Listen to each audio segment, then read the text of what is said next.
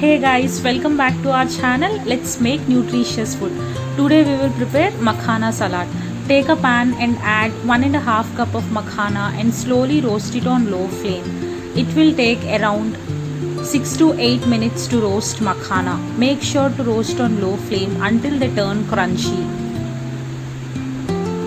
Now take a bowl and add roasted makhana. Add chopped onions, add finely chopped cucumber, add grated carrot, add pomegranate, add salt according to your taste, squeeze lemon juice,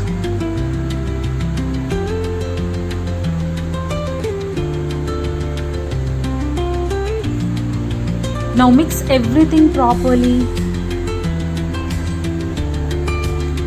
Do try this healthy salad and comment how it turned out. Hey guys, thank you so much for watching the video.